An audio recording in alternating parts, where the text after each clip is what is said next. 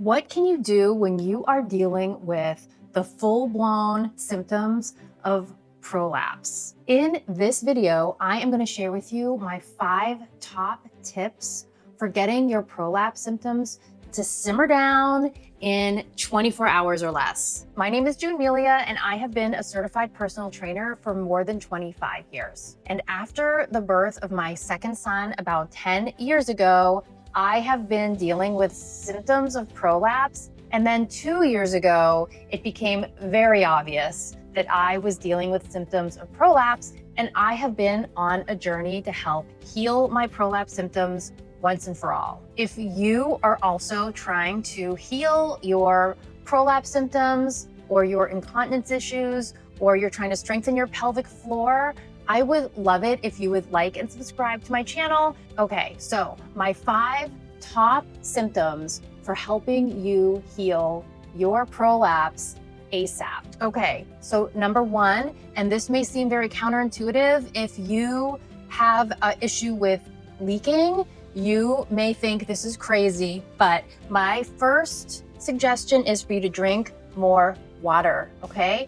Drinking water is gonna actually help you with your prolapse symptoms, especially if you are dealing with leaking or you're dealing with urgency where you feel like you always have to run to the bathroom, but then once you get there, there's really nothing really comes out and you're thinking, what is wrong with me? Maybe I have a UTI. Is this what's going on with me? Well, I'm here to tell you that sometimes it's just a lack of water. And when you're not drinking enough water, then your urine is more concentrated in your bladder and that causes this irritation.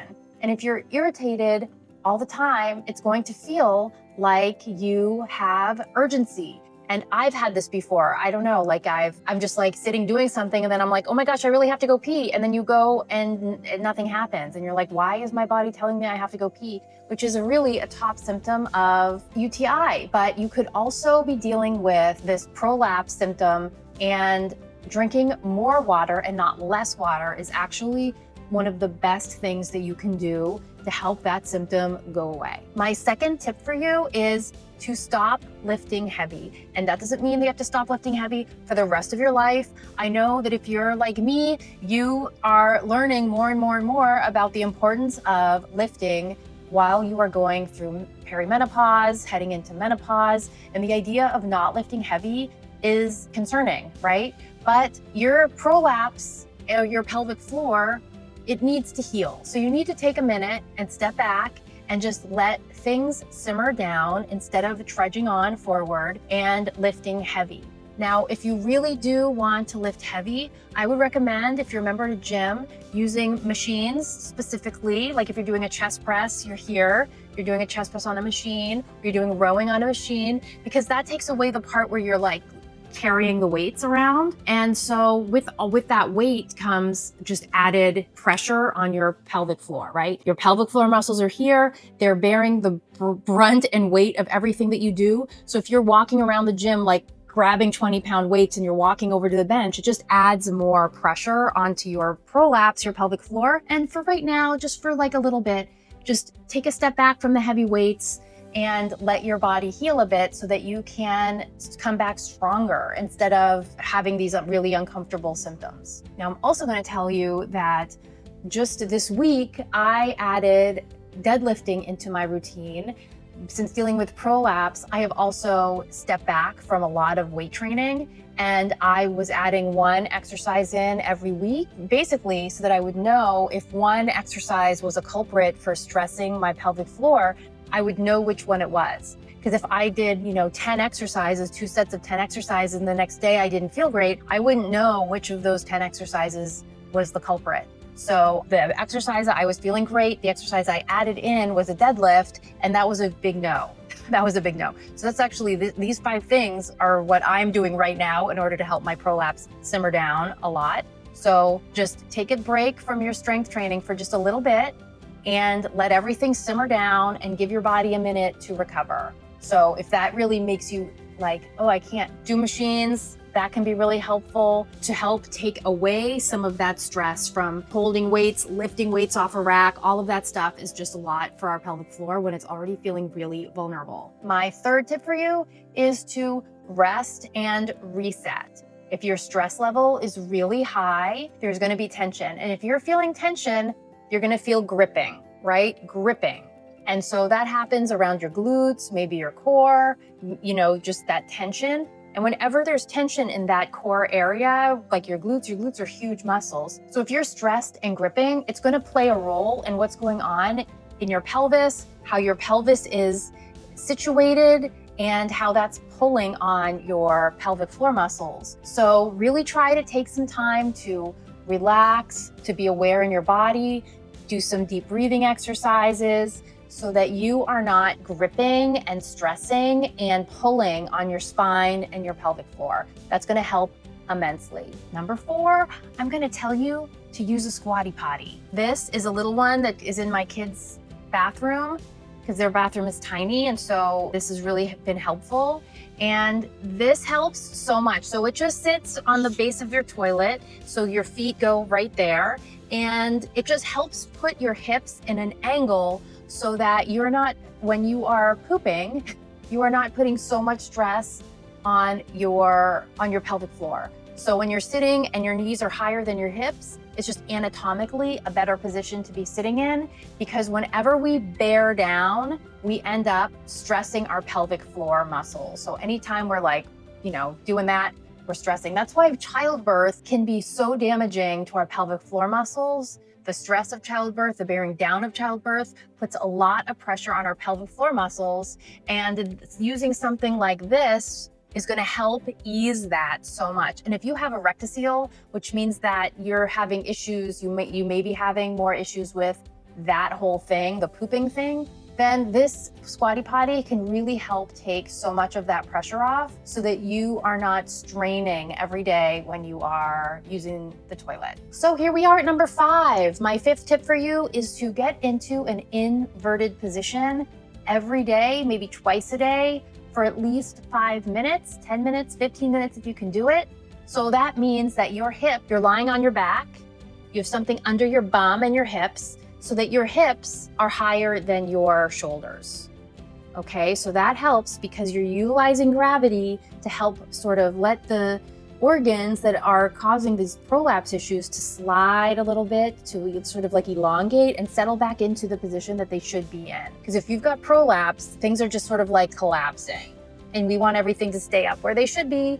And so sitting in an inversion posture, I always do it after I exercise. I try to always do it after I exercise. I can't say I always do, but I always try to. I'm always aware. And if I don't do it then, I'll do it later. I always do at least one session, if not 2, of some sort of inversion. Actually, even down in my gym, I actually have an inversion table that I probably should use more than I do, which lets you really settle down into a really good inversion. But what we want is for gravity to just be pulling everything down, back, settle down into where it belongs, so that those organs aren't kind of like, squishing down and asking other organs to make space for them, which is why you get all of these symptoms. So that can be really, really helpful. It can feel really, really good to sit in an inverted posture. And I'm gonna throw in one extra, because this also has been really good for me this week, because as I said, I'm dealing with a more acute symptom right now that have actually probably simmered down to 80. I might even just go out for a little walk run today in a little bit. So this is my last tip. Estradiol cream here is really great. This is prescription, so I had to get it from my doctor. But when I'm feeling good, I only use it maybe twice a week, 2 to 3 times a week. And right now I've been using it every day. It really impacts your pelvic floor and just how everything feels, how everything moves down there. And so this has been really good. So if you're dealing with prolapse in general, I would recommend that you get a prescription of this, talk to your doctor about it, and see if they think this might be a really good idea. The more I read about it, it just feels like any woman in perimenopause should probably be considering using something like this, so that it limits your UTIs, all of that stuff, any kind of infections. It's just really good for us to help with the tissue down there. By committing to these 5 tips that I have just shared with you, I believe that your symptoms can severely be reduced. When I woke up on Monday morning, I was feeling pretty acute. I was having pretty acute sensations and symptoms of prolapse. And right now it is Friday here, and I'm feeling like, oh, I could actually go out for like a little run walk. I feel like I am feeling a little bit better and not quite so acute. Like I feel like I'm at the light at the end of the tunnel. Instead of sort of feeling anxious and worried about it, I'm like, okay, I feel like I'm 80% better now. And like I've turned the corner, and in a day or two, I'll be back to how I was before. And I really know that that is because I did these 5 things, and that has really helped me to turn that corner so that I can get back out there and do all the things I like to do. Back in the past, I might have simmered in this for like weeks of feeling uncomfortable if I didn't have these 5 tools in my toolbox so that I could start turning the corner and feeling better. And it also gives you mental confidence. Like I know when you're injured, which is what this kind of feels like, right? I don't have like a sprained ankle, but that's kind of what it is. It's kind of like a sprained ankle. It's just because it's internal, you can't see what's going on. So it just gives you confidence when you know, like if you're having a bad day or you feel like there's been a slip up for whatever reason, it's just nice to know like, oh, I know that if I do these handful of things, I know that it's going to start feeling better instead of feeling panicky and worried and like, oh my gosh, what have I done? This is horrible. It just gives you back that confidence so that you know that everything is going to be okay. So that is it for me. My name is June Melia, and I've been a certified personal trainer for more than 25 years. And if you also are dealing with a prolapse, any kind of pelvic floor dysfunction, or anything of that sort, please feel free to like and subscribe. I am posting videos about prolapse and pelvic floor issues and workouts and all of that stuff. And I would love it if you would stop in so that I can help you help your pelvic floor. Okay, so that is it for me. And I look forward to seeing you in the next video. I'm also going to add a video that I think would be very helpful. It's a stretching video for your prolapse. So if you wanted to jump on in there and get started on some very gentle prolapse healthy stretches, this would be a great place for you to start. Okay, so I will see you in the next video and see you later. Bye.